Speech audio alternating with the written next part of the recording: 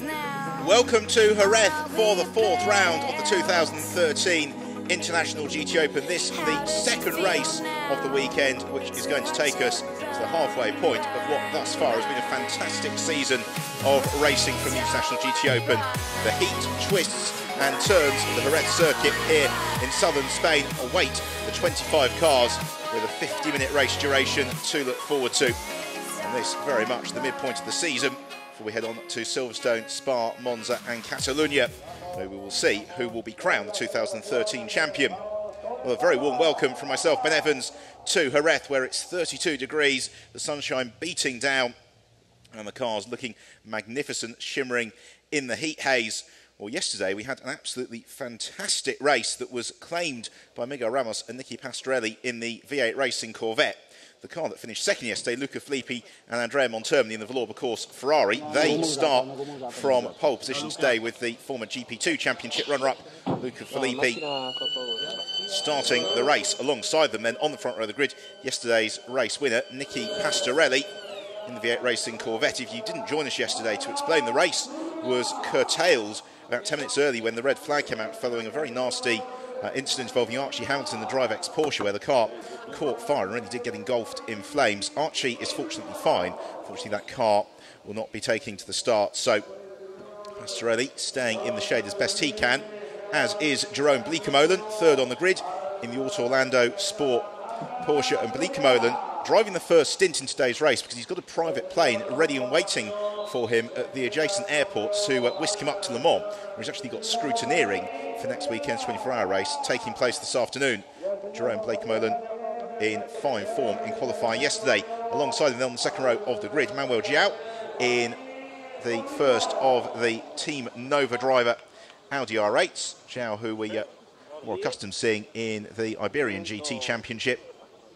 But that car was right in the thick of the action, battling for the leading positions, certainly in the first half of yesterday's slightly longer 70-minute race.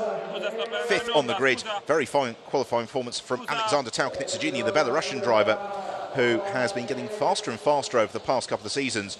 Was very successful alongside his father, who he shares the car with during the Winter Series, and this is potentially Taukanitsa's best opportunity at securing maybe even a race victory this season thus far. Sixth on the grid, the former F1 racer Jan Magnussen in the Kessel Racing Ferrari that he will be sharing with Johnny Larsson. And Magnussen, always a very, very competitive proposition, vastly experienced in GT cars, particularly Corvettes in the USA. Seventh on the grid in the Safe Half Mercedes. It's welcome back to the International GT Open for Renger van der Zande, driver who always had the pace in single-seaters but never quite the budget, so it's fantastic to see him back on the grid here this weekend.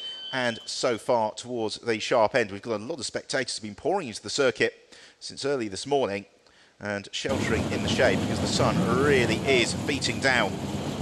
Certainly going to be very, very hot in the cockpit, particularly the big V8 Racing Corvettes, the second of which in the hands of the reigning Dutch supercar champion, Diederik Stuythoff.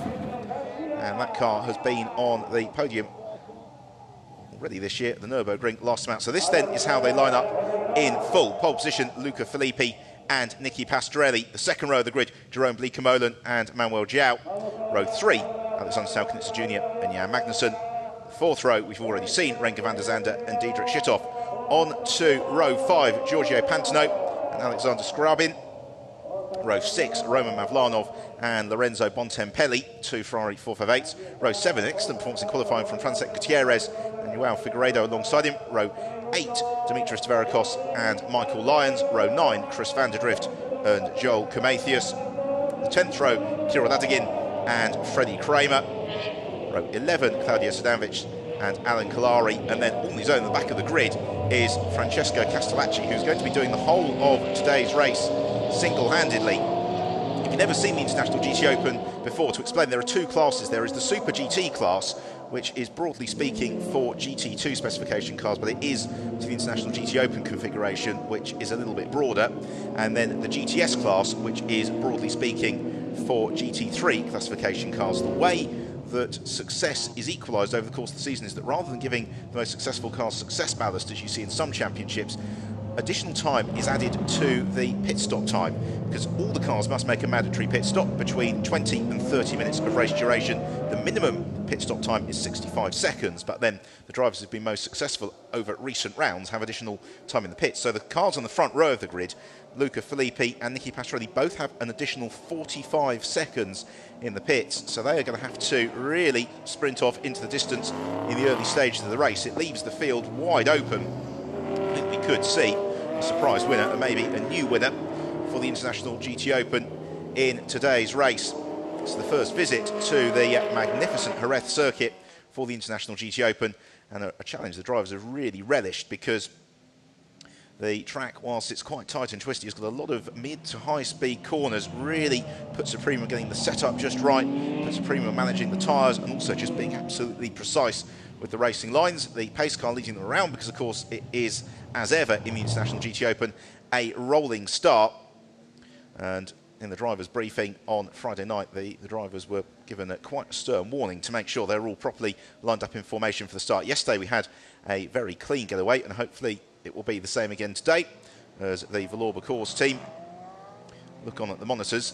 And it is their driver Andrea Montermini who single-handedly leads this championship. He's not been off the podium thus far this season, and Montermini has competed in all 7 of the races thus far. His co-driver Luca Filippi, due to a conflicting commitment to do some television commentary for the Sky Italia channel, missed the second of the races at Portimao. So Filippi is second in the standings, but it's Montermini who currently single-handedly leads the way. But the championship battle is coming together very nicely between them and then the V8 Racing Corvette of yesterday's winners, Miguel Ramos and Nicky Pastorelli. We've already seen the Talcanitzes in that black Ferrari on the podium once this season. That came in Paul Ricard, where they were in the hunt for the victory in changeable conditions. Again today, this is really a golden opportunity for Alexander Talcanitz Senior and Junior to score a very strong result. Likewise, you can never discount your own Bleekemolen in the Auto Orlando Porsche, and also let's watch for Jan Magnussen in the Kessel Racing Ferrari. The other cars really to watch for coming up through the field are the black, grey and red Bitech McLarens of Chris van der Drift and Giorgio Pantano.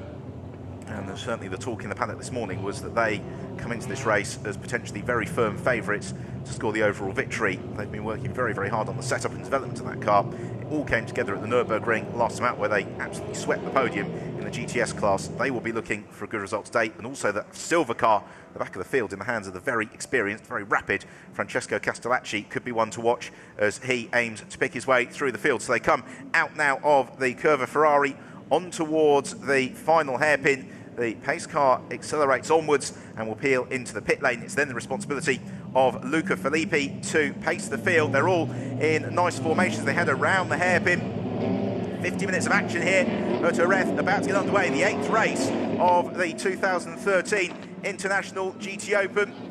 When the reds flash to green, and that's when we'll go racing, and away we go here at Jerez as they all fan out, sprinting along the relatively short start and finish straight towards the first turn. And Pastorelli may have got the jump here on Luca Filippi. Filippi covers the inside line, and look at Jerome Bleekemolen, who dives to the inside and is forced onto the grass. They all somehow squeeze through. A couple of them running wide. I think that's Dimitris Tverakos in the second of the Auto Orlando Porsches. It is.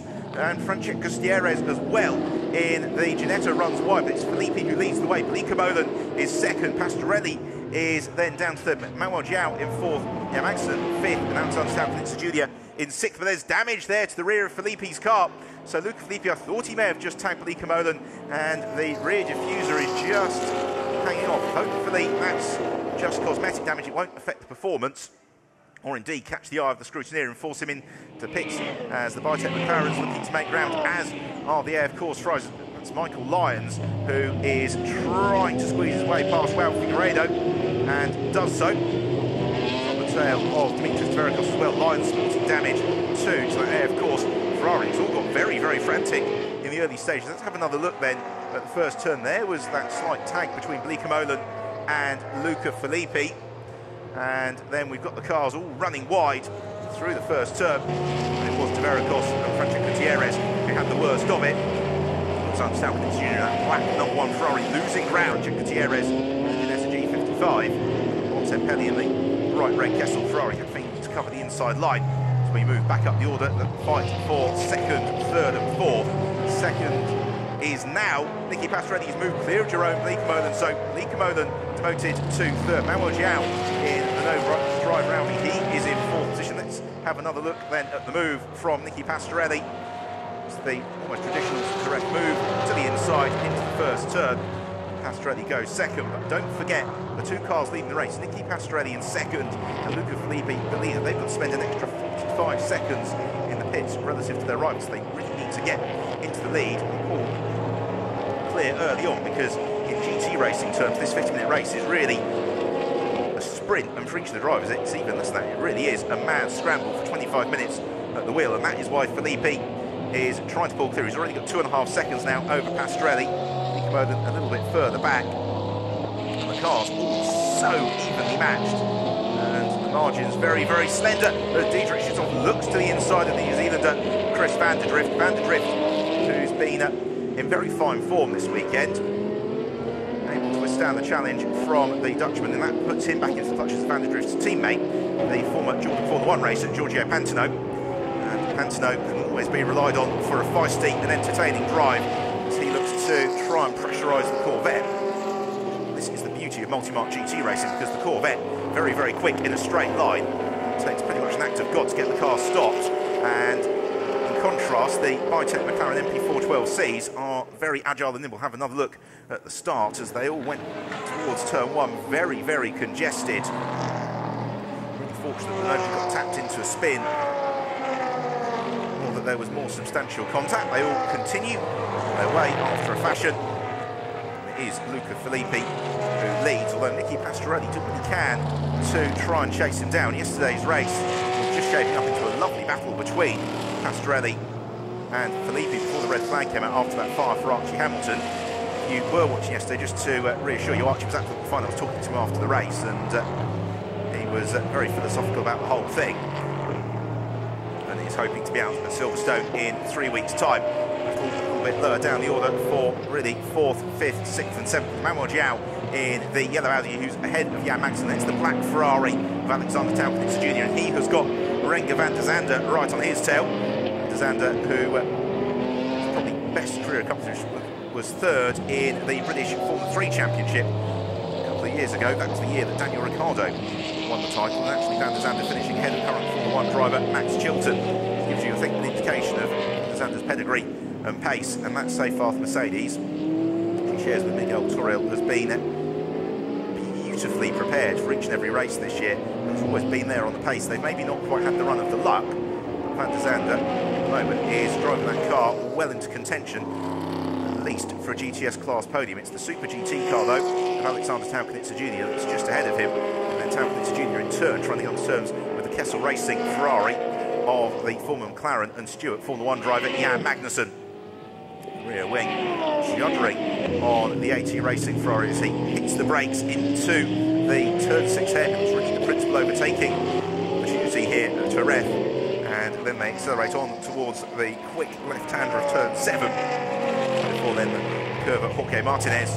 Like so many of the corners here, Jerez named after legendary figures in Spanish motorsport, and Martinez was one of the smaller class motorbike racing champions in years gone by. And then they go into another named after a legendary Spanish motorbike racer, this time the curve at Angel Nieto, before they head around the curve at Luqui and on to the Ayrton Senna chicane, where we did see yesterday drivers getting very, very close to each other as Jan Magnussen riding the curbs. He's pushing very hard at the wheel of the Kessel Racing Ferrari that he will hand over to Johnny Larson midway through the race. And actually Magnussen and Larson are the only driver combination who've both got experience of racing Formula 1 cars, because his co-driver Larson has raced in the Ascari Benetton, the Euroboss series. You can see they're still staying in pretty good contact here with the race leader Luca Filippi, but now Van der Zande trying to wind up the Mercedes to look to challenge Taubitz Jr. I'm not sure he's going to be quite close enough. The three leading cars all beginning to pull clear. Then contrast the Kessel Racing Ferrari looks almost showroom pristine.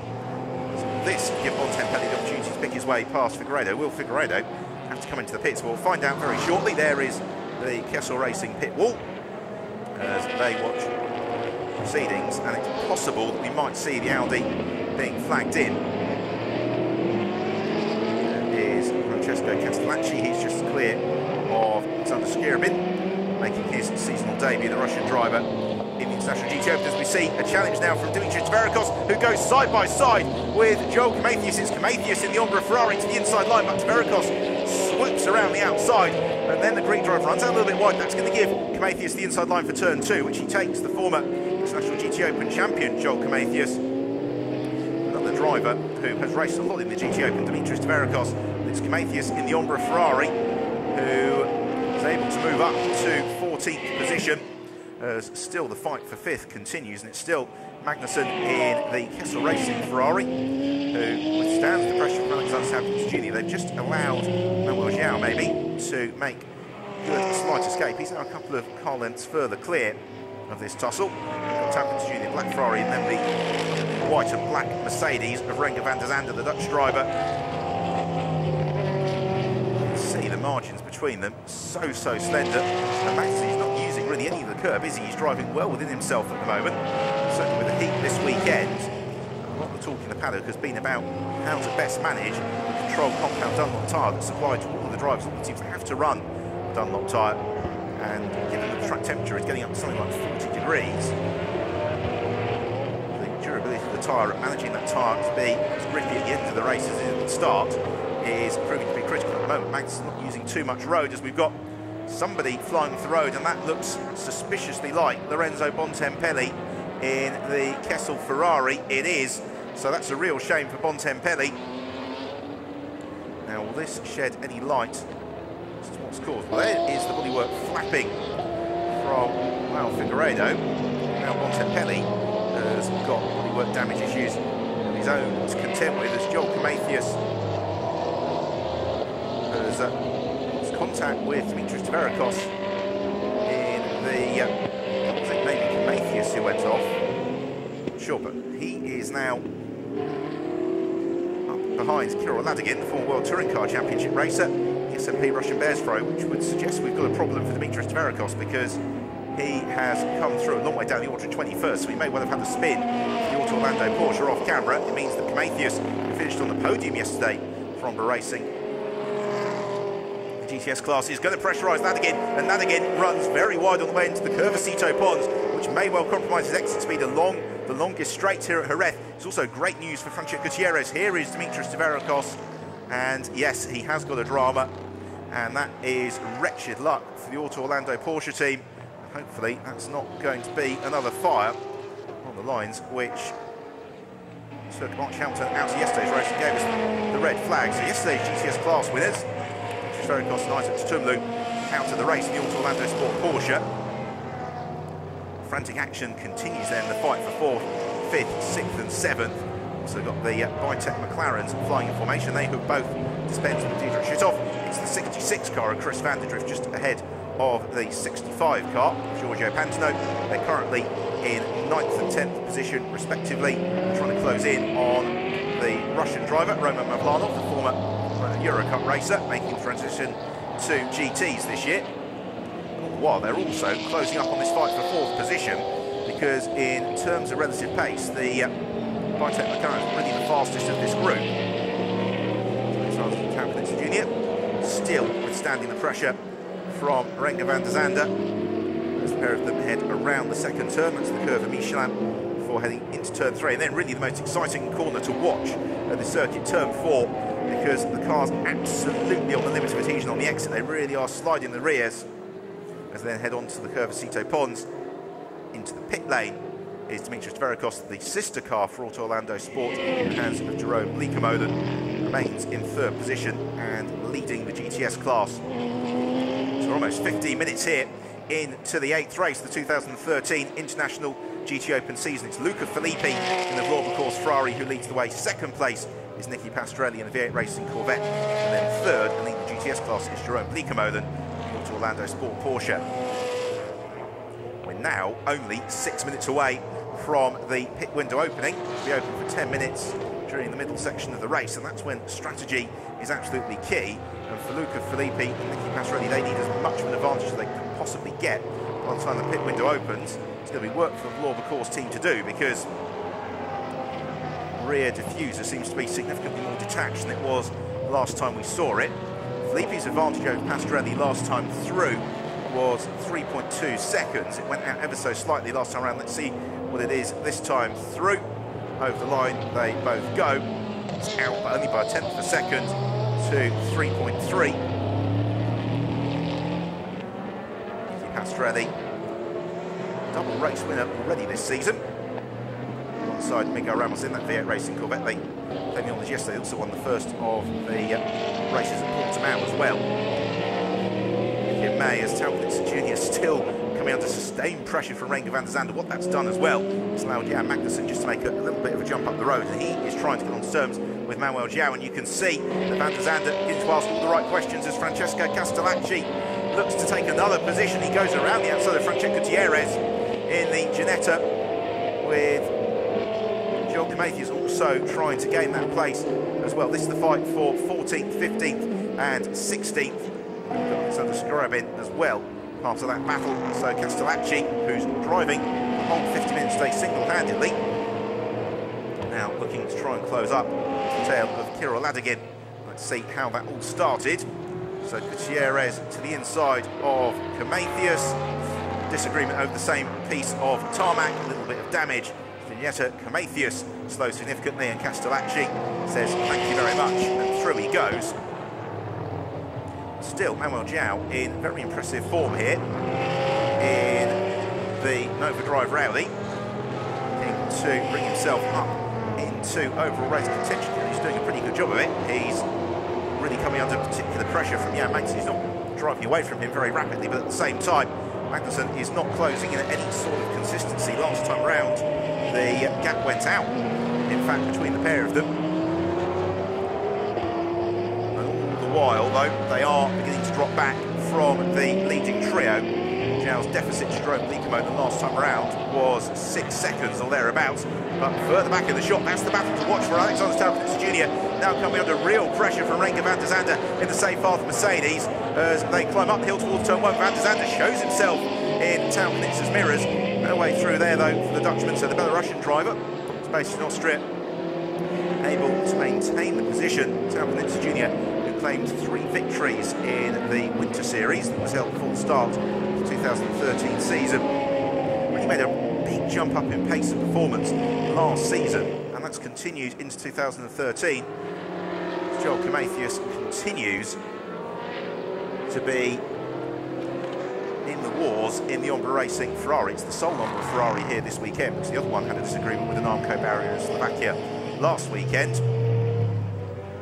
Camathius, very, very quick driver, as is the race leader, Luca Filippi, former runner-up in the GP2 Championship. One of those drivers who, but for the budget and the right opportunities, would have been very, very deserving of the shot in Formula 1. Instead, he seamlessly made the transition into GT Racing, International GT Open. He and Andrea Montermini, a very, very potent driver lineup, as is the one for the Biotech McLaren Zander, because he has suddenly dropped several car lengths back from Alexander Taubitz Jr. Accelerating out of the Curvacito Pond, on back straight there is Miguel Toril, Van der Zande's co-driver in the safe path Mercedes. This is going to be an indication now of just how much pace Van der Zande's got at his disposal, to how quickly he gets back onto terms with Taubitz Jr. Taubitz Jr. in turn is still trying to chase down Jan Magnussen. Then we've got the 2 McLarens and the Ferrari. Is he doing battle over 8th position of those 3? It's arguably Giorgio Pantano who is looking to be the fastest at the moment. Drift though trying to close in. Roman Vlanov there. We've got Giorgio Pantano. Pantano just running out over the AstroTurf, and then just behind them as well is V8 Racing Corvette Dietrich. They're not really constantly dropped, so jinking through the chicane once more. Another lap about to be completed. It's another lap where Vlanov has been able to steer clear of the race of Biotech McLarens, as we have now 30 minutes remaining here at Jerez, and that means the pit window is open and the driver changes can start. The preparations underway in the Biotech garage. Chris van der Drift will hand over to Luis Razia, who came so close to being Formula 1 this year, and Giorgio Pantano's co-driver. It's another Brazilian, Rafael Suzuki, who has most of his racing in Japan in the Japanese Formula 3 Championship, where he's been very successful in recent seasons, while far, though, they've still got to try and dispense with the SMP Russian Bears Ferrari of Roman Mavlanov. The Nürburgring, the GTS class, is really the Russian Bears Ferraris and the Biotech McLarens, which were the class of that pack. And it's been a big jump in performance overnight for the Russian Bears Ferrari team. Yesterday they were really nowhere, but Mavlanov, who is, as I said, very inexperienced in comparison to the two cars behind him, where Giorgio Pantano gets a little bit frustrated, flashing his lights at Chris van der Drift and thinks about diving to the inside. Van der Drift, having absolutely none of it, swoops across, covers the racing line, and the pair of them, I imagine, enjoying themselves tremendously. They don't want to get involved in too much of a fight here, because with pit stops coming up, they don't want to lose much in the way of track position. They will have an additional 10 seconds apiece in the pits relative to the minimum based on prior successes. As in at the first driver change is Claudio Zidanovic, out of the air, of course, Ferrari. It's Michele Rugolo, the very rapid Italian driver, who hops in. It's been a difficult weekend for the air, of course, team, because their Super GT entry, Duncan Cameron and Matt Griffin, had a significant crash in qualifying yesterday to put them out of the course of the weekend. Francesco Casamacci rejoins as Jerome Bleekemolen continues. Bleekemolen, as we said on the grid, facing a very, very tight schedule today, so once he hands over to Emilio De Guida, he is quite literally jumping in a taxi and driving to the airport to head on to Le Mans. But for now, he wants to give his teammate De Guida the very, very best opportunity of getting a good result, so he continues on his way. Michele Rugolo looks to join as the sister, of course, Ferrari of Michael Lyons powers through in 9th position. So Van der Drift is in, and we'll hand over to Luis Razzia. The New Zealander hops out of the car, straps in the Brazilian. Very, very well drilled pit stop for the Biotech team, and you'll see over the course of the weekend most of the teams do practice their pit stops and driver changes, because 65 seconds sounds like a long time, but actually to get that pit stop done smoothly and quickly, you do need to do the practice, you need to get the drill absolutely sorted. Filippi, for the course Ferrari, his advantage over Nicky Pastorelli still is under 3 seconds, but then he's got 15 seconds over the rest of the field. But with an additional 45 seconds in the pits for he and Pastorelli, it feels like that is a little bit too much of an ask, as Sandro Pierguidi rejoins, as does Bert Longin, who's taken over from Dietrich Schitthoff in the V8 Racing Corvette. So the race, a little bit of flux at the moment, but it is this man, number 3, Luca Filippi, who leads the race. Second place is Nicky Pastorelli in the V8 Racing Corvette, and third in the GTS class is still Jerome Bleekemolen in the Auto Orlando Sport Porsche. Whatever damage Filippi has sustained to that car in that first corner tank with Bleekemolen would appear to be cosmetic only, because it's certainly not slowed him down too much. I think we'll have to wrench that clear in the pits as he comes up onto the tail of the Biotech McLaren of Luis Razzia, who's just emerged from his pit stop. This is traffic Luca Filippi doesn't really want to deal with, because Razzia in turn will be looking to try and put together a very, very quick out lap with the hope of jumping a couple of the cars that are clear of him in the queue on the road. So he's going to be minding his own business, doesn't really want to slow down too much to allow the slightly faster Valour course Ferrari through, as they jink through the curve of Miguel Martinez, and then into the curve of Angel Nieto, the first of a sequence of right-handers that will then bring them back round behind the pits and on to the final hairpin on the lap. Filippi still bottled up behind Razzia. He's going to go then into the Ayrton Senna chicane in single file, so that's going to be frustrating for Filippi. He's going to lose a couple of tenths of a second here. He's swarming all over the tail of Luis Razzia, and in a race which is decided by such fine margins, this is frustrating for Filippi, and he decides enough's enough. He dives into the pit lane. So the race leader Luca Filippi is in, but it's going to be a very lengthy pit stop for him due to the success penalties that he has accumulated in previous races, because that car has not finished off the overall race podium all season. So the Valour course mechanic arrives on the scene to try and detach the piece of rear diffuser that has ripped loose. Luca Filippi hops out of the cockpit.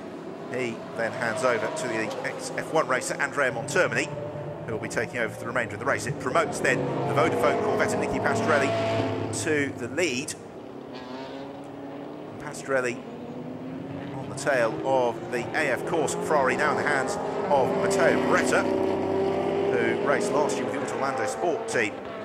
International GT Open in the Porsche, and Pastorelli should be able to power past along the back straight. He does just that. You can see how quick the Corvette is, and then he takes his turn to come into the queue up behind Luis Razzia. With 4 minutes of the driver change window open, you'd expect to see probably Pastorelli in this time round to hand over to Miguel Ramos. Randy van der Zander's work is done. It's now Miguel Toril at the wheel of the safe half Mercedes.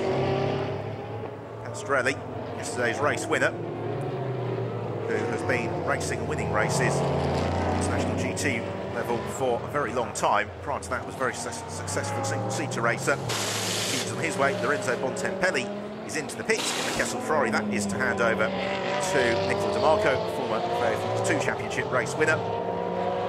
Maybe a little bit of work just to inspect that Kessel Ferrari. As you can see in the background, Andrea Montermini leaves the pits, but that additional 45 seconds is going to give him an awful lot of work to do.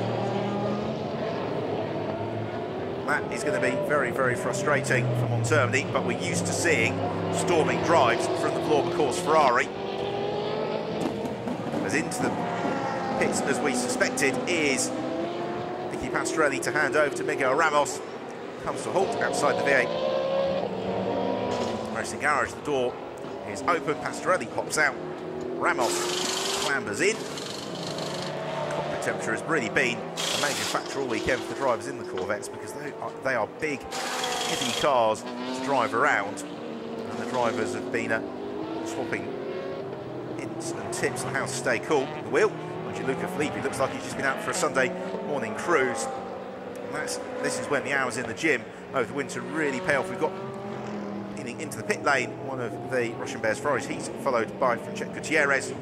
So it means Michele Rugolo is then able to continue on his way, having been one of the first drivers into the pits for his pit stops. And Andrea Montermini is already getting himself right up to pace as best he can. The car immediately in front of him is Paul Rosell in the Russian Bears Ferrari. He took over from Roman Mavlanov. So that means that, I think in the overall scheme of things, Montermini's fed out. All had their pit stops in about 8th place overall, so it's going to be an awful lot of work here for Montermini to do. He's climbed onto the tail of Rosell very, very rapidly indeed, and the Spanish driver, who has raced in GTs several seasons, class winner in the Barcelona 24 Hours, is going to lose the place. Here's Andrea Montermini. He's got the inside line and through he goes. So Montermini gains the position of Paul Rosell.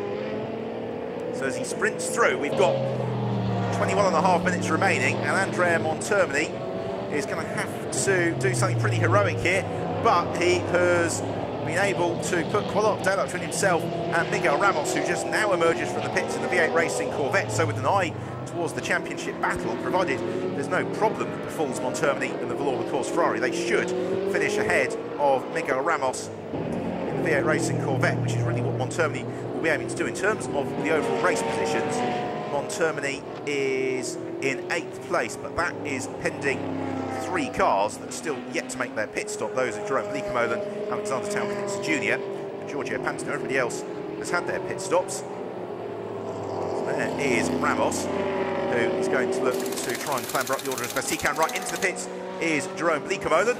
That's to hand over to Emilio De Guida in the Auto Orlando Sport Porsche. And Bleekemolen, very, very rapid driver. De Guida, he's experienced. He's not quite the same pace as Jerome Bleekemolen, so that is going to be a big ask for Emilio De Guida. Also in is Giorgio Pantano. It's going to be Rafael Suzuki, who takes over from the Italian in the Bitech McLaren. So that is going to complete pretty much the pit stops. Nicola Di Marco is straight back into the action, wheel to wheel with Francesco Castellacci, and it's Castellacci who gains the place as he looks to race his way up the order. Currently, this is a battle for 17th and 18th position. You can see Di Marco has got that damage to the rear spoiler after the wayward moment from Lorenzo Bontempelli. And he's got the puncture as well on the front left tyre, so that is going to completely jeopardise the chances for the Kessel Ferrari of Nicola Di Marco. He's now going to have to limp his way round back to the pits and have an additional pit stop will take them completely out of the running. So great shame for Nicola Di Marco, as this is the effective race leader then. Renko de Vega in the Nova Drive Rowdy, which was running in fourth before the pit stops, but not having any additional pit stop time. That's the car that has emerged into the lead. It'll be at the end of this lap when we're able to really assess what sort of lead Renko de Vega has got and whether or not he'll be able to hold on then in the Nova Drive Rowdy. If he is, that will be an absolutely fantastic result for the Nova Driver team.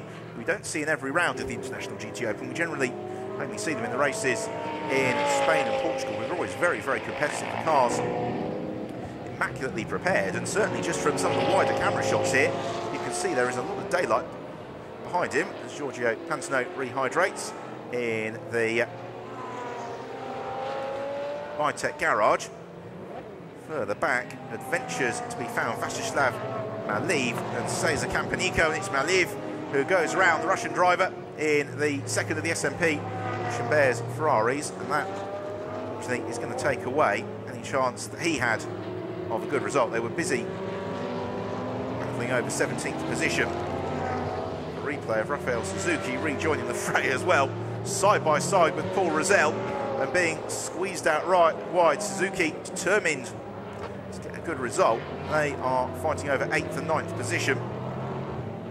So seeing quite a few adventures post pit stops. It's Andrea Montermini racing himself up onto the tail of Bert Longin. This then is for 6th and 7th. Larson busy defending from Miguel Toro, Alexander Taunkanitsa Senior. So in terms of overall positions, it is Emilio de Guida who is leading the race. So this is the race leader in the Autolando Sport Porsche, Emilio de Guida, who has inherited a nice big advantage after the excellent work of Jerome Bleekman.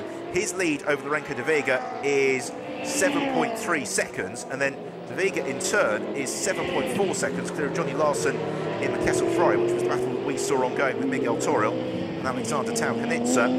So what that means for Andrea Montermini is that his exam question is to try and gain 20 seconds in 17 minutes. As Toril looks to make the move on Johnny Larson, that's going to be very, very tight, but through has gone Miguel Toril. So that is the pass for third position. We're seeing the replay. It means that Toril has gone up into third. And this is the first flying lap from Emilio de Guida. He's going to really give us the true indication of his pace as the Vitec McLarens being very much in the thick of the action. They have got Miguel Ramos to deal with. This is the fight for 9th, for 8th, 9th, 10th and 11th. So 8th place is Paul Rosell in the SMP Russia Bears Ferrari. And then we've got the McLaren sandwiching the Corvette. And Rosell really pushing very, very hard in his Ferrari 458, running out over the curb, pitching the car, rearing the car slightly sideways. It's Rafael Suzuki then, who's the first of the McLarens in the queue. Then we've got Miguel Ramos and then Luis Razia, who's next along. You really feel here that Rosell is possibly the cork in the bottle, because 3 cars immediately behind all would appear to be a little bit quicker than the Spaniard. It's a solid Russian driver in the Russian Bears driver lineup. Is Rafael Suzuki going to fancy a move to the inside into the hairpin? No, he doesn't, so around they go. This is to complete the 18th lap of the race. We've got just under 16 minutes to go. It's been, thus far, a very, very entertaining race for the International GT Open, which is going to bring us to the halfway stage of the season. And it is Emilio de Guida who leads by 7.6 seconds from Renko de Vega, with then Miguel Toril in third, a further 5.5 seconds back. Montermini last time through took a second out of that leading group, and here's Montermini, and really for Montermini, if he's able to move clear of Bert Longin in the near future, then he could get himself onto the overall race podium to continue that remarkable run, as Longin at all sorts of angles through the Curvacito ponds along this big back straight. And this is the opening for Montermini. It's also the opening for Alexander Taunkanitsa Senior, who dives to the inside of Johnny Larson, very nearly makes contact with him in the fight for 4th position. It's the bright red Ferrari of Larson who holds 4th at the moment from the black Ferrari of Alexander Taunkanitsa Senior. And then we've got the bit of Bert Longin and the white Ferrari of Andrea Montermini. Montermini, if he's able to clear this group in the next couple of laps, could just pull off a miracle here. We always have very high expectations of Andrea Montermini, because he has produced some absolutely stunning drives already this season. work at the moment to pick your way past the Super GT Corvette because they've got such impressive straight line speed. So Montermi's going to have to draw on his 25 years or so of top line international motorsport experience to try and force the error from Bert Longin. Further back we have got Paul Rosell, who's been demoted now by Rafael Suzuki, so it's Miguel Ramos who's now taking his turn to try and make the move on Rosell. He's going to try and maybe force an error from Rosell into the hairpin. As they enter that, the squad for fourth arrives at the other end of the start and finish straight. Yes, Ramos draws alongside Paul Rosell, coming out to the hairpin along over the grid hatchings. He gains the position, so Miguel Ramos moves into 9th place. As a result of that, he also runs fourth rather in the Super GT class at the moment. So for the championship, he still needs to make a little bit of ground. Super GT class being led by Alexander Tauknitzer Senior, as things currently stand in 5th position. As GTS cars then looking at the first 4 places.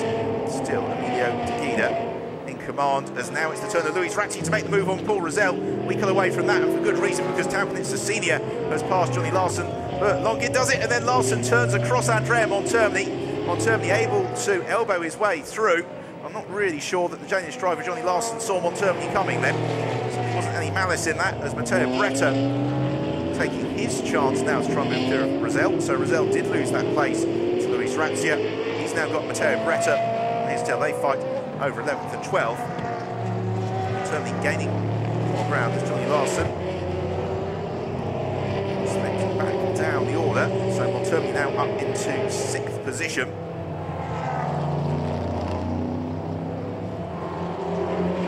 So looking to make ground, and very much in the hunt in 14th there is Stefano Constantini, who's on the tail of Alessandro Pierre Guidi. When, if at all, is Montermi going to make this move on Bert Longin? It could be at the hairpin, because Longin gets it all a little bit sideways under braking, and that could compromise his exit speed. This really needs to be a move that happens very, very soon for Andrea Montermi if he stands any chance of chasing down the race leader, Emilio Teguida, because what you're not seeing on camera, but what we can see on the timing screen, is that Teguida is being caught hand over foot by the rest of the field. So Montermi looking again to Bert Longin, who turns right across his bows, and that is really very, very lurid defence now from Longin. Fantastic race coming together. We've got 12 minutes to go, and the top 10 cars in the race are all closing up on each other. So this is far from settled just yet, as Montermi looks to challenge at the Curvacito Ponds at the other end of the back straight. This is the battle for the lead of the race between Emilio Teguida and Lorenzo de Vega. So this is the battle for the overall race lead. And they've got Miguel Torrell as well, closing right in onto their tail. The Montermi-Longin battle we're watching is only 13 seconds back from this, but is closing in on Teguida at the rate of 3 seconds a lap. Miguel Ramos is able to overtake Rafael Suzuki. That's another place against Ramos. He goes up to 8th in the overall standings. What is turning into a very dramatic race here in the sunshine of Jerez. Plenty of overtaking. The fear of all the drivers comes this weekend, which is going to be very, very difficult to overtake, but that has really been the case. We've seen passing manoeuvres at all the places that you wouldn't expect to see them, because drivers are saying, well, turn 1 and the back hairpin is where you can really make the moves, and instead we're seeing drivers trying all over the place. So now the 3 leaders running absolutely line astern. So it's Emilio Teguida, the race leader, the white and blue Orlando Porsche. 2nd place is Lorenzo de Vega, the yellow and white Nova driver Audi. In 3rd place is Miguel Torrell in the Safe Path Mercedes, and of those 3 it's probably Torrell who is the quickest of the lot. Emilio Teguida, with a sniff of a race victory, is going to be driving the wheels off the Orlando Porsche to keep those behind him at bay, but it means as he slows down, it's allowing all his rivals to close up onto his tail. Andrea Montermi still behind Bert Longin, by the way, and that could prove to be critical depending on how much this leading train slows itself down. They head through turn 5, the Curvacito Ponds, as Torrell sets up the Safe Path Mercedes for a good run along the back straight, because he's going to look to try and challenge Lorenzo de Vega on the brakes into the hairpin, and likewise de Vega may well jink to the inside of Emilio Teguida. No change in the order, they all get on the brakes nice and smoothly, and this is the beauty of multi-mark GT racing, because the Porsche has really got the best mechanical grip, it's got the best traction. It's a car that's very, very hard to overtake on the brakes and through the corners. And so Emilio de Guida will have the team on the radio saying, just do this, do that, and you'll be absolutely fine. And that's what de Guida's doing at the moment. He's sticking on the racing line, and then there is absolutely no way through for those behind, who are almost 3 abreast as they head around the curve at Anglianieto on towards the curve of Peluqui. Still no change in the order, but this is very, very close. And there's 10 minutes or just under left in the race. Emilio de Guida now having to drive a very wide Porsche as he goes offline through the Ayrton Senna chicane. And this is the best opportunity thus far for Lorenzo de Vega, because he's going to be very, very slow through the curve of Ferrari. Is Emilio de Guida, and he gets it all wrong, and they're 3 wide as they go into the hairpin, and it's Miguel Toril who takes the lead in the safe path Mercedes. Fantastic manoeuvre from Toril. He snatches 2 places in 1 corner. We didn't see the start of it, but we saw the end, and it's Miguel Toril who goes over the line to complete his 22nd lap of the race, who takes the lead. Emilio de Guida looks to fight back to the inside of Lorenzo de Vega as they do battle over 2nd and 3rd, and well, this could be a remarkable result. And all the while they've got Alexander Tauknitsa Senior and now Andrea Montermini closing in on them. So it is Toril who leads, but you saw at the back of the shot there, Andrea Montermini is just 6.9 seconds back. And last time through, because of that battle, he was 5 seconds faster. So all is not done just yet here in Jerez. Not unsurprisingly, Lorenzo de Vega is being dropped Emilio de Guida is being dropped fairly rapidly. Lorenzo de Vega also slipping back from Miguel Toril as they power along the back straight and then hit the brakes into the hairpin, and just washing out slightly in understeering is Lorenzo de Vega. Maybe those tyres crowded up. Right, here we see it. And Emilio de Guida just snapping the car sideways, trying too hard through the curve of Ferrari. That all got set up when he went offline at the Ayrton Senna chicane. And Miguel Toril needing no second invitation. Through he went. From behind, you can see the absolute commitment from Miguel Toril. So Lorenzo de Vega got on the brakes to avoid contact. Toril having none of that. Here is the move, meanwhile, for Andrea Montermini on Bert Longin, which was good enough to promote Montermini into 5th position. And now it's all getting very, very nervous in all the garages, and Miguel Toril and Renger van der Zande could be in for a remarkable victory here in Jerez. While they've got the 2 Super GT Ferraris looking to close in on their tail. So now that Toril's had a lap in clear air, let's see what lap time he can do as he accelerates on over the start and finish line, and he does a lap time of 1 minute 48.3. The big question is, what can Andrea Montermini do, who is the 5th car in that train? And Montermini does a 1 minute 47.8, so he's only 3 or 4 tenths of a second quicker. That's not going to be quite enough for Montermini. But an overall race podium for Montermini is very much on the cards.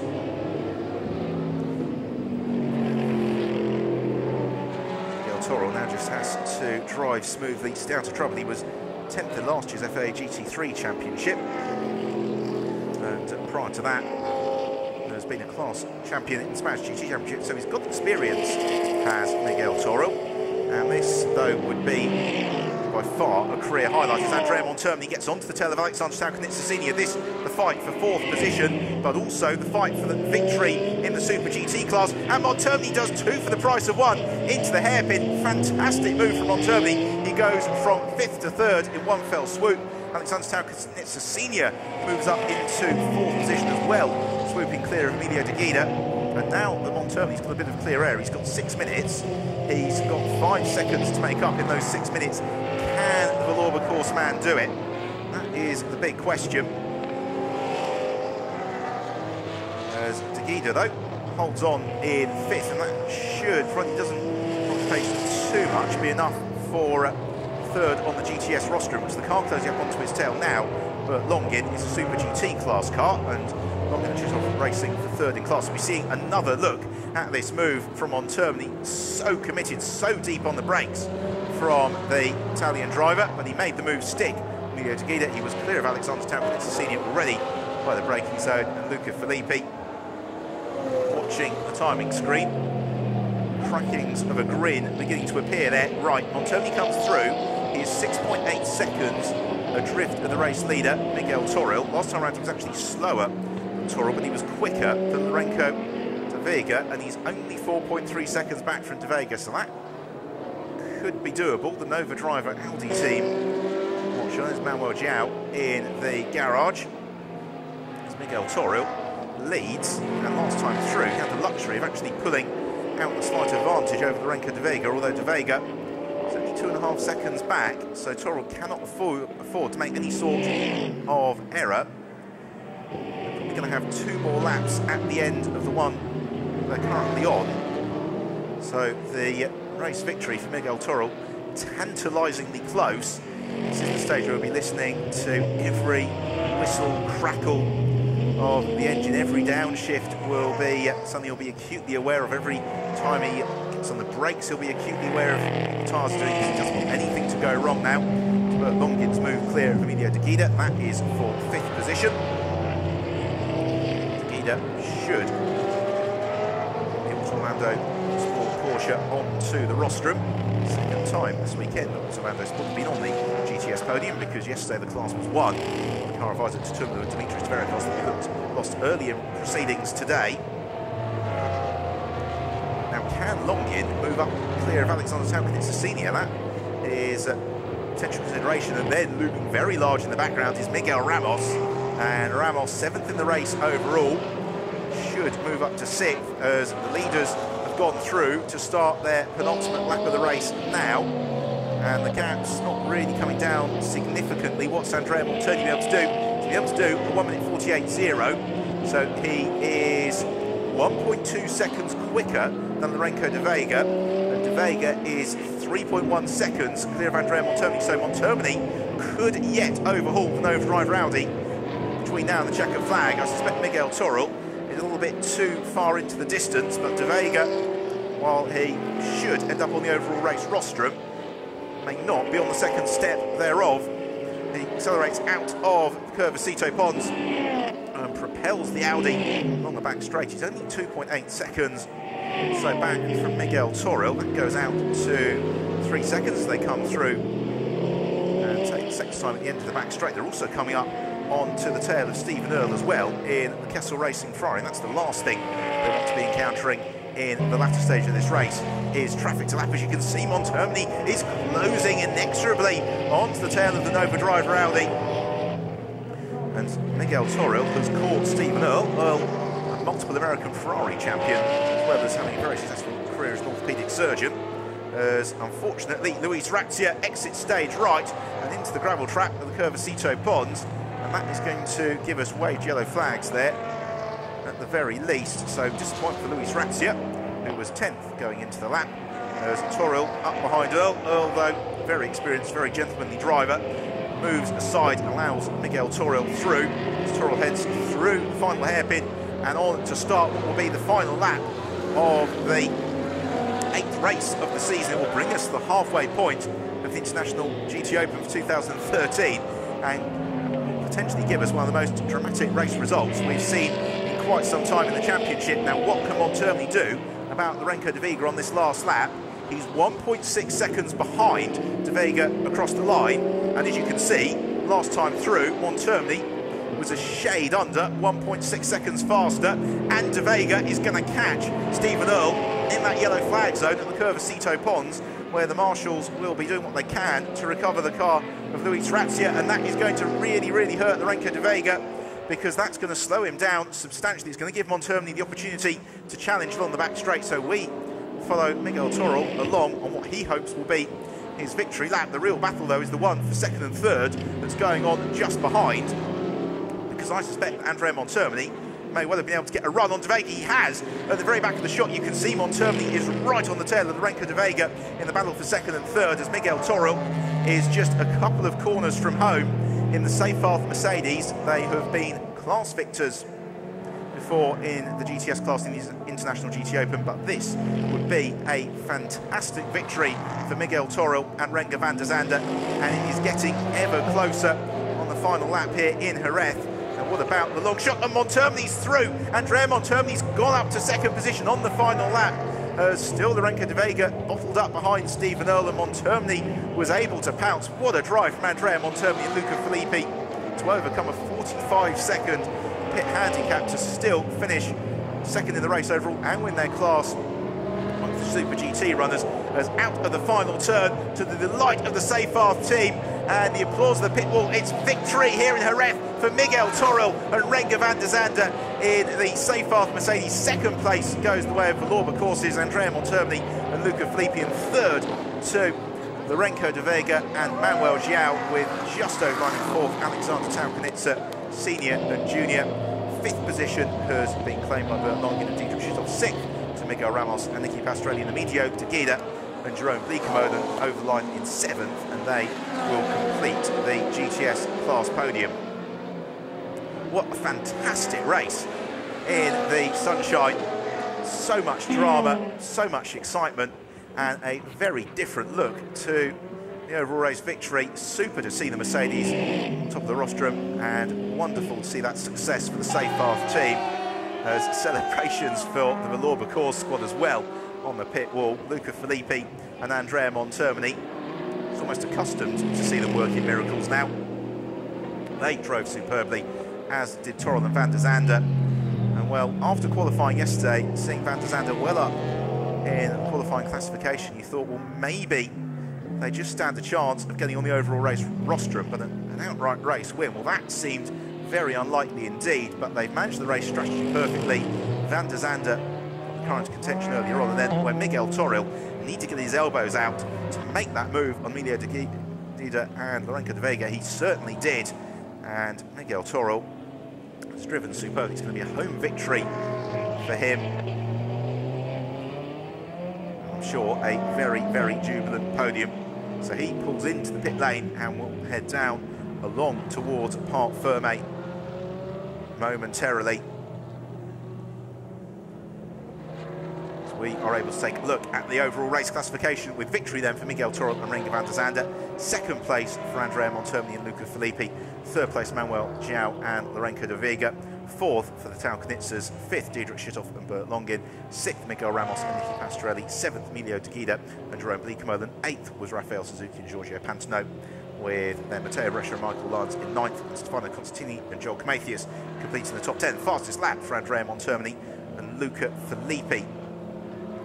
Francesco Castellacci, that single drive was enough to net him 15th position. And after the dramas of the Kessel Racing Ferrari, Montepellier and DeMarco, 18th, the best they can achieve. So in terms of the championship, Andrea Montermini further extends his advantage, with Luca Filippi pulling clear in second. Nicky Pastrelli and Miguel Ramos consolidated in third after a weekend that yielded no points.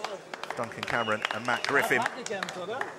Miguel Toril pops out the Seyfarth Mercedes. It was a hug to teammate Renger van der Zande. That was quite a performance for them as they pose for the cameras. Spectators, I think, will have thoroughly enjoyed that. Likewise, the Valorba course Ferrari, Andrea Montermini and Luca Filippi. What a performance from them, because they spent 45 seconds longer in the pits than their rivals, and to drive through that to take second overall on the circuit where overtaking is not the work of a moment is really quite remarkable. So Toril, handshakes all around with the Seyfarth team, and that would have felt probably like the longest 20 minutes or thereabouts for Miguel Toril's career, as they are shepherded towards the rostrum. Montermini and Filippi all smiles, because they, as we hit the halfway stage of the 2013 season, are beginning to look like firm favourites for the International GT Open title. And also, quite remarkably, in all 8 races we've had this year, Andrea Montermini has been on the overall race rostrum, and that really is quite an achievement. So from the heat here in Jerez, we will be in 3 weeks' time on the Silverstone Grand Prix circuit. We'll head into the summer break with a visit to Spa in September, Monza in October, and then the season will conclude back here in Spain at the Circuit de Catalunya in November. But for now, the teams will be able to celebrate a half season that has been very enjoyable, very entertaining. They've put in an awful lot of work, but for the teams that have had success today, it feels like it has been very much worth it. The drivers and mechanics have had to work really in quite extreme heat this weekend. It has been very, very warm indeed. As we take a look then at the highlights of the race, and it all got very lively from the second the lights flashed to green, because Luca Filippi stood his ground in the middle of the road, turned across the nose of Jerome Bleekemolen and sustained a little bit of damage. That for of course Ferrari. It delayed Bleekemolen sufficiently to enable Nicky Pastorelli to almost jump through into second position. Pastorelli eventually made that move a couple of laps later on, and then it was a case for Filippi and Pastorelli trying to pull clear the rest of the field as Bleekemolen held on to a very solid third place. It means the battling was going on further behind, although in the case of Lorenzo Bontempelli and Noel Figueiredo, it got a little bit too physical at times, with both cars sustaining a little bit of damage as a result of that contact. It was disappointment for Dimitris Stavrakos in the second of the Auto Orlando Porsches. Mechanical failure putting him out of proceedings. All the while though, Luca Filippi led until the pit window opened, when he came in to hand over to Andrea Montermini. Jerome Bleekemolen stayed out to the end of the pit window, and when he came in, he handed over to Emilio de Guida, who took over the lead of the race from Lorenzo de Vega and Miguel Toro. We had a thrilling three-way scrap for a couple of laps until this moment through the curve of Ferrari. Saw Toro use ruthless instinct to pounce. Fantastic move to take the lead of the race, a lead that he wouldn't relinquish over the remaining 10 minutes.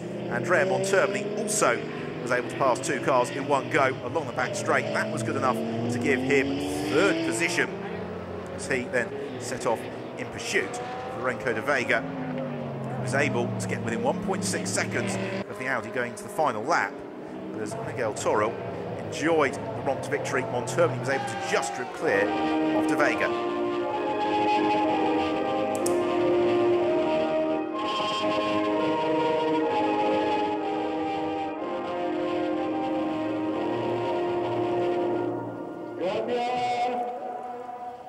The German national anthem in honour of the winning team, Safe Path Racing.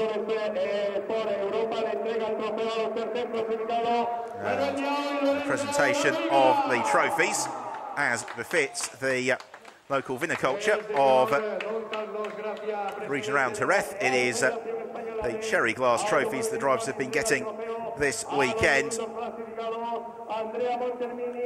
More trophies for Andrea Montermini and Luca Filippi. Handshakes all around in what is proving to be an increasingly successful season for the pair of them. And then I'm sure we're going to have an absolutely gigantic cheer for the Safe Path Motorsport drivers, Renger van der Zande and Miguel Toril. They celebrate their first victory in the International GT Open, jubilant on the top step of the rostrum, and it is Safe Path Motorsport who will then receive the trophy as the winning team here in Jerez. Now that the trophies have been presented, they may post some photos, but instead they go straight for the champagne and celebrate on the rostrum here. And why not? A fantastic race which had drama all the way into the final lap as Van der Zande and Toril doused themselves in champagne on the rostrum to the applause of the mechanics and the teams down underneath the podium.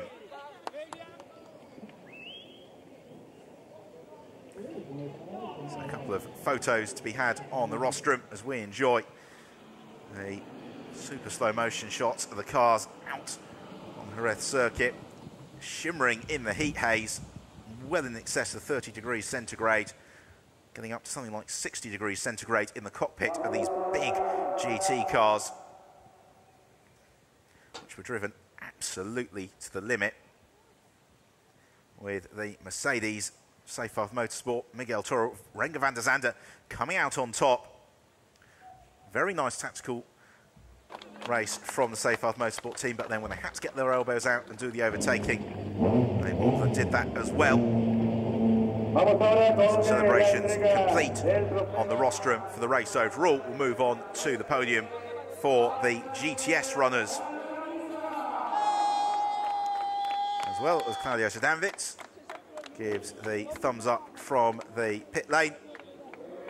Here Michele Rugolo eventually coming home in 16th position for the AF Course Ferrari team.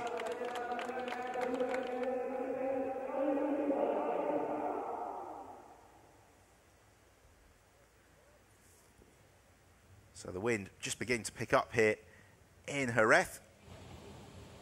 Still scorching hot day, maybe not quite the degree of heat that we had yesterday, but plenty of cars coming into the wars in what was one of those races where everybody was on the limit, because 50 minutes GT terms is really very, very little time at all, and for these drivers they've really just got 25 minutes to make their point in the race, and therefore every lap has to be driven like it's a qualifying lap.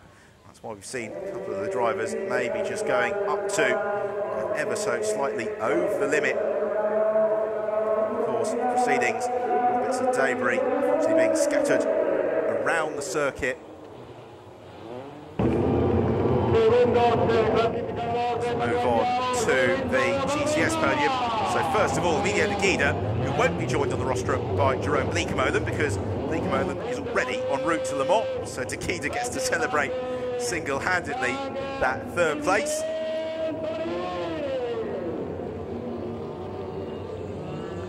GCS winners, Renke van der Zande and Miguel Toril. And then the runners-up, Lorenzo de Vega and Manuel João, also clamber onto the rostrum. Winning team, once more, Seyfarth Motorsport.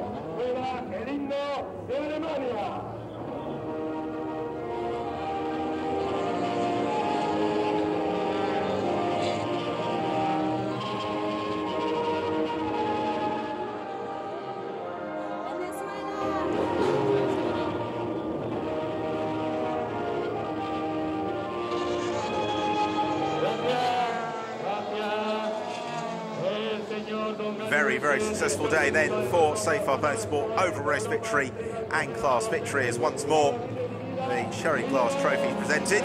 Two from Emilio de Guida, one of which I'm sure he'll pass on Jerome Bleekemolen in due course. More Renke de Vega and Manuel João get the trophies this time for second position. And then the GTS class winners and overall race winners, Renke van der Zande and Miguel Toril, with Seyfarth Motorsport getting another trophy to add to the mix as the GTS class winner as well. So as the trophies presented here at Jerez, the champagne flies on the rostrum. It's time for myself and Evans to say thank you very much for your company this weekend, and we look forward to seeing you at Silverstone in a couple of weeks' time.